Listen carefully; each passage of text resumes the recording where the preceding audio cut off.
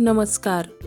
स्वादिष्ट स्वयंपाकासाठी तसेच उत्कृष्ट गृहिणी बनण्यासाठी आवर्जून लक्षात ठेवाव्यात अशा भरपूर टिप्स. व्हिडिओ आवडल्यास लाईक करा, इतरांसोबत जास्तीत जास्त शेअर करा. तसेच चॅनल सबस्क्राईब केलं नसेल तर सबस्क्राईब करा, म्हणजे नवनवीन व्हिडिओचं नोटिफिकेशन ताबडतोब तुमच्यापर्यंत पोहोचेल. Tip number 1. आंब्याचे लोणचे बनवताना त्यामध्ये थोडासा गूळ मिसळून ठेवा, यामुळे लोणचे अजूनच स्वादिष्ट बनते. Tip number 2. भाजीमध्ये कोकम, आमचूर पावडर किंवा चिंच, कैरी घालायची असेल तर भाजी शिजल्यानंतर घाला, कारण त्यामुळे भाजी जास्त आंबट होत नाही आणि भाजीचा स्वाद दुप्पट वाढतो. Tip number 3. मसालेदार ग्रेव्हीवाली भाजी बनवताना ग्रेव्ही छान लाल भडक व्हावी यासाठी ग्रेव्हीमध्ये बीटाचा तुकडा घालून वाटण बनवा. तसेच लाल भडक टोमॅटोमुळे सुद्धा ग्रेव्हीला सुरेख रंग येतो. Tip number 4.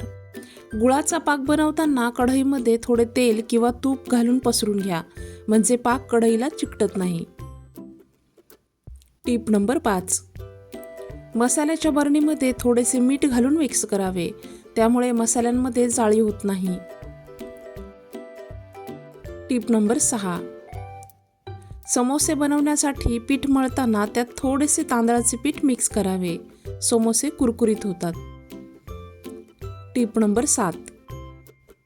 दही लवकर तयार होण्यासाठी सपाट ताटात पाणी घेऊन यामध्ये दह्याचे भांडे ठेवा, त्यामुळे दही लवकर तयार होते. Tip number 8. दूध उकळायला ठेवले की विस्तव नेहमी कमी ठेवावा, तसेच दुधाच्या भांड्यावर लाकडी चमचा आडवा ठेवावा, त्यामुळे दूध उतू जात नाही. Tip number 9. भजी किंवा वडे बनवताना बेसन पिठासोबत उडीद डाळीचे पीठ सुद्धा घालावे, भजी किंवा वडे अजूनच स्वादिष्ट होतात. Tip number 10. टोमॅटो सूप स्वादिष्ट तसेच घट्टसर बनवण्यासाठी त्यामध्ये थोडा ब्रेडचा चुरा मिक्स करा, झटपट तसेच स्वादिष्ट सूप तयार होईल. Tip number 11. शिरा बनवताना त्यामध्ये साखरेऐवजी साखरेचा पाक घाला, असे केल्यास शिरा अधिकच स्वादिष्ट तसेच झटपट तयार होतो. Tip number 11. दुधाच्या मलईमध्ये चमचाभर साखर घालून फेटल्यास जास्त लोणी निघते. Tip number 12. वाटण फोडणीमध्ये परतून घेत असताना नेहमी मंद आचेवर परतावे, त्यामुळे ग्रेव्हीला रंग व स्वाद छान येतो. Tip number 13. जेवण सारखे सारखे गरम करू नये, यामुळे त्यातील पौष्टिक घटक नष्ट होतात. Tip number 14. टोमॅटो महाग असतील त्यावेळी टोमॅटोऐवजी आपण टोमॅटो पावडर किंवा टोमॅटो केचप सुद्धा वापरू शकतो. Tip number 15. ग्रेव्हीदार भाजी बनवताना त्यात अर्धा चमचा साखर टाकल्यास ग्रेव्ही स्वादिष्ट होते. Tip number 16. खीर बनवण्यासाठी जाड बुडाचे भांडे वापरा, म्हणजे दूध किंवा खीर तळायला लागत नाही. Tip number 14. पिठाच्या डब्यात तमालपत्र ठेवल्यामुळे पिठाला जाळी लागत नाही, तसेच पीठ कोरडे राहते, ओलसर होत नाही. Tip number 15. कधी कधी 2 डबे किंवा भांडी एकत्र अडकतात, अजिबात निघत नाहीत. अशा वेळी ही 2 भांडी जिथे अडकली आहेत त्या खाचेत थोडेसे तेल सोडून ठेवावे. अर्ध्या तासानंतर पुन्हा फिरवून बघितल्यास दोन्ही भांडी लगेच सुटून येतात. Tip number 16. खीर घट्ट होण्यासाठी थोडासा लाडू रवा भाजून त्यात मिसळा, त्यामुळे खीर छान घट्ट होईल. Tip number 17. बेसन लाडू बनवताना बेसन भाजत असताना त्यावर थोडेसे दूध शिंपडा व पुन्हा छान भाजून घ्या, त्यामुळे लाडू छान दाणेदार होतील. Tip number 18. कांदा तसेच टोमॅटोची ग्रेव्ही बनवून भाजी बनवताना नेहमी कांदा भाजून घ्यावा व नंतर बारीक वाटून घ्यावा, त्यामुळे ग्रेव्ही छान टेस्टी बनेल. Tip number 19. फरशी किंवा किचन ओटा साफ करताना पाण्यात मीठ टाकून पुसून घ्यावा, त्यामुळे ओटा जीवाणुमुक्त होईल. Tip number 20.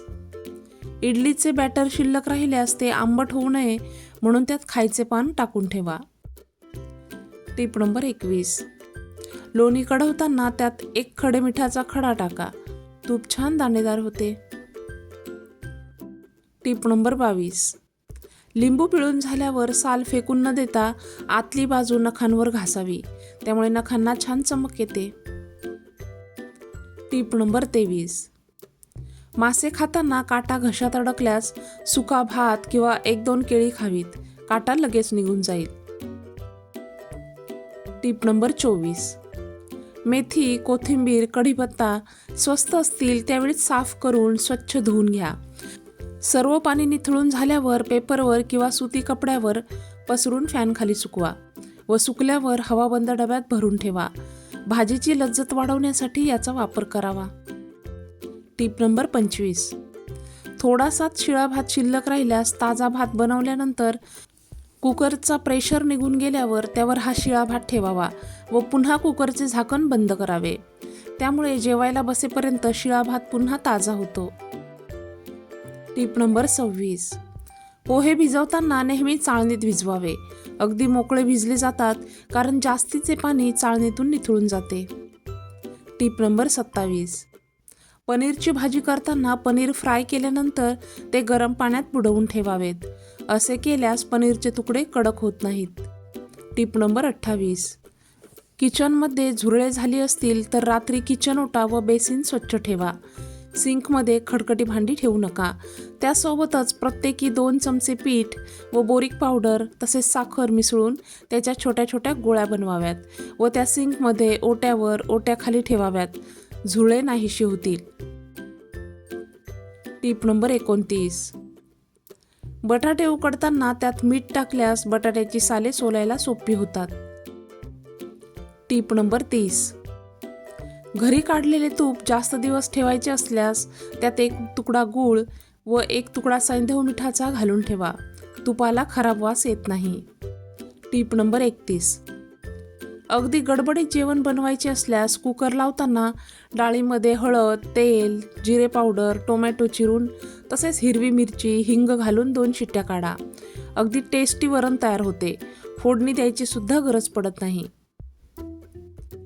Tip number 32. मुलांच्या जेवणाच्या डब्याला असणारे रबरचे वायसर दररोज काढून धुवून घ्या. त्यामुळे मुलांच्या डब्यात स्वच्छ तसेच निर्जंतुक होईल. Tip number 33. घरातील झाडू, केरसुनी, कचऱ्याचा डबा वेळच्या वेळी स्वच्छ करा. धुवून उन्हात सुकवून घ्या, म्हणजे त्यांना येणारा दुर्गंध निघून जाईल व या गोष्टी निर्जंतुक होतील. Tip number 34. पुऱ्या बनवताना पीठ नेहमी घट्ट मळा. तसेच पुऱ्या पातळ लाटा. त्यामुळे पुऱ्या जास्त तेल पीत नाहीत व खुसखुशीत होतात. शिवाय पातळ लाटल्यामुळे सॉफ्ट राहतात. Tip number 35. भाज्यांची देठं, सालं तसेच इतर ओला कचरा साठवून कंपोस्ट तयार करता येईल. त्यामुळे झाडांना सेंद्रिय खत मिळेल. तर मैत्रिणींनो, आजच्या या किचन टिप्स कशा वाटल्या ते मला कमेंट करून नक्की सांगा. पुन्हा भेटूयात. धन्यवाद.